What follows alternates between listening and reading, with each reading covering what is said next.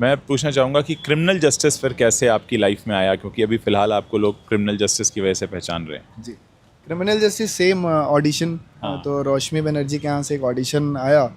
और उसमें भी यही था कि जब आपको ये बोल दिया जाता है कि पंकज जी ऑलरेडी इतने बड़े नाम हैं और क्रिमिनल जस्टिस एक हेड फ्रेंचाइजी है, तो सीज़न 3 में आया कि सीन भेजा उन्होंने माधव मिश्रा के साथ है, तो मैं अच्छा पंकज जी हैं, भेज दिया, ऑडिशन हो गया, बात चलने लगी। तो मैंने कहा कि आप मुझे ये बता दीजिए कि आप बोल रहे हैं 35 से 40 दिन,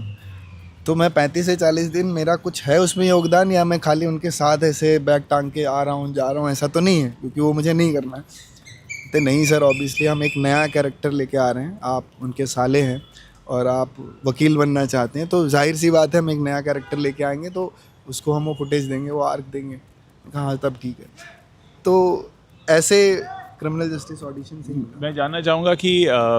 क्योंकि आपने शाहरुख के साथ भी काम किया है, आपने पंकज त्रिपाठी के साथ भी काम किया है, और कौन से बड़े नाम हैं जिनके साथ आप काम कर चुके हैं? बड़े नाम हैं, पंकज जी हैं, शाहरुख खान साहब हो गए, गुलशन देवरिया हैं, पंकज पवन मल्होत्रा जी हैं। मैं जानना चाहूँगा कि जिन भी बड़े लोगों के साथ आपने काम किया, पंकज जी से शुरू करते हैं, आपने उनके साथ काफ़ी लंबे समय तक काम किया है, क्या सीखा आपने पंकज त्रिपाठी से? पंकज दा से एक उनका जो ईज़ है कि मतलब कितना भी बड़ा संवाद हो, अचानक मिल जाए या कुछ आ जाए, तो एक होता है ना, एक अभिनेता देख के थोड़ा हड़बड़ा जाता है, अरे यार इतना बड़ा डायलॉग दे दिया तुमने। तो मैं उनको ऑन द स्पॉट भी देखता हूँ कि अगर कुछ आ गया कि अरे सर ये चेंज हो गया है, अरे अरे तो पहले बता दे तुम पहले, लेकिन फिर भी उसको कर लेते हैं, पता नहीं कैसे उसको बहुत ही सहज बना के अपनी भाषा में करके। तो ये मैंने उनसे एक सीखा है, और दूसरा कि वो गुस्सा उस्सा नहीं होते हैं, ना कुछ भी, कितना भी एक्सट्रीम एनवायरनमेंट हो जाए सेट पे, कुछ भी हो जाए उनके साथ हो जाए, गुस्सा नहीं आता उनको। और चीज़ें तो अब आत्मसात कर ही ली हैं, इतना टाइम हो गया है, तो उनसे कभी बीच बीच में मतलब अनचाहे ढंग से क्या होता है कि उनसे पूछ नहीं रहा हूँ, लेकिन फिर भी वो चीज़ें पता चल जाती हैं कि कहे अनकहे बता देते हैं। जैसे एक सीन था, एक लगा हुआ था, तो उसमें मेरा फंबल हो गया, तो मैंने बोला रोहन से, तो मैंने कहा सर एक बार फिर से लेता हूँ, मैं फंबल हो गया। तो उधर आवाज़ भी नहीं गई, वहाँ से टहलते हुए भूगोल था।